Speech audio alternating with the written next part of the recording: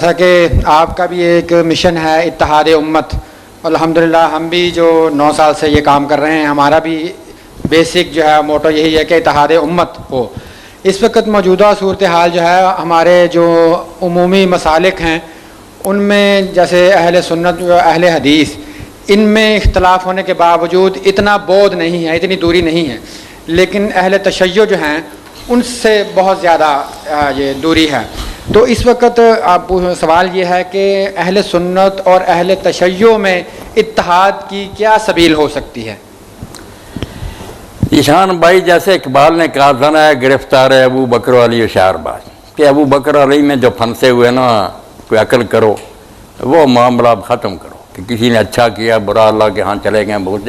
تم یار جو دین اللہ کے رسول نے دیا وہ 999% تمہارا ایک ہی، اخلاقیات اور حلال و حرام۔ کیا اختلاف؟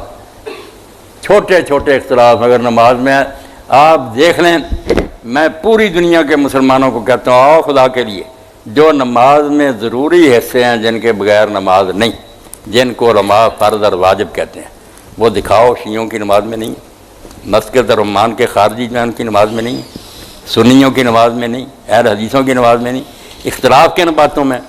جو سنت اور مستحب ہے۔ کوئی کہتا اگر یہ کر لیا جائے تو اچھا ہے، نہ بھی کیا جائے تو کوئی بات نہیں۔ خود وہ آپ کہتا ہے، اس کے عالم کہتے ہیں، جاہلوں کیا بات ہے؟ ہاتھ باندھنے کو سنی علماء کہتے ہیں کہ یہ اچھا کام ہے، مگر امام شافعی کہتے ہیں اگر کوئی لٹکا دے اور وقار کے ساتھ کھڑا رہے، حرکتیں نہ فضول کرے، کوئی بات نہیں، یہ بھی جائز۔ اور اسی لیے امام مالک نہیں باندھتے تھے، امام اوزاعی نہیں باندھتے، اتنے بڑے بڑے اہل سنت کے امام ہیں، کچھ بھی نہیں مسئلہ۔ میں کتنی نمازیں ہوں جو ہاتھ باندھ کر پڑھتا ہوں، کبھی ناف کے نیچے باندھتا ہوں، کبھی یہاں، کچھ بھی نہیں نظر آتا، سب کے حوالے موجود ہیں، صحابہ نے پڑھی ہیں، حضور نے پڑھی ہیں۔ یہ بیوقوف لوگوں نے ان کو مسائل بنائے، یہ کوئی ایشو نہیں ہے۔ نماز ایشو ہے، نماز کوئی گروہ کہتا نہ پڑھو، اہل بیت بھی دعائی دیتے رہے، صحابہ بھی رہے کہ نماز کے بغیر دین کوئی نہیں، اس کی فکر کرو۔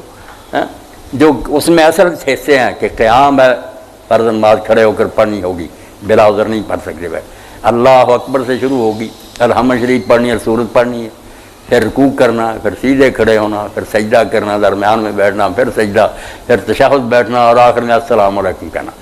یہ سارے گروہ میں اب کہتے ہیں شیعہ سلام نہیں پھر، میں کس بیوقوف نے کہا تم؟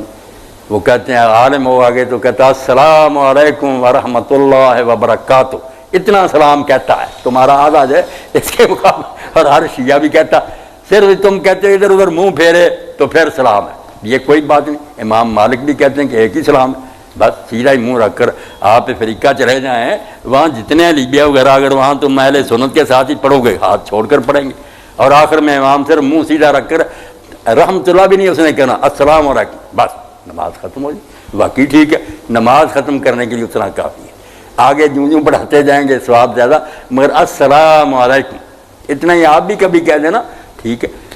تو باتیں کچھ نہیں، جہالت کی وجہ سے یہ لڑائیاں ہو رہی۔ فرائض اور واجبات جو کمپلسری حصے ہیں نا، سب مانتے، سنت اور مستحب کا یہ بھی ہو جاتا تو اچھا، کھانے کے ساتھ سلاد وغیرہ ہو تو ذرا مزہ آ جاتا نا، نہ ہو تو کھانا تو کھانا ہی ہوتا ہے۔ نماز کے ارکان اگر ادا ہو گئے تو نماز ٹھیک ہے، سنت مستحب اگر ہو جاتا تو اچھا تھا، نہیں بھی تو نماز میں کوئی خلل نہیں۔ جی آخری سوال کریں بھائی، بند ہیں، خدا کے لیے بھائی بنے اور کفار کے مقابلے کریں۔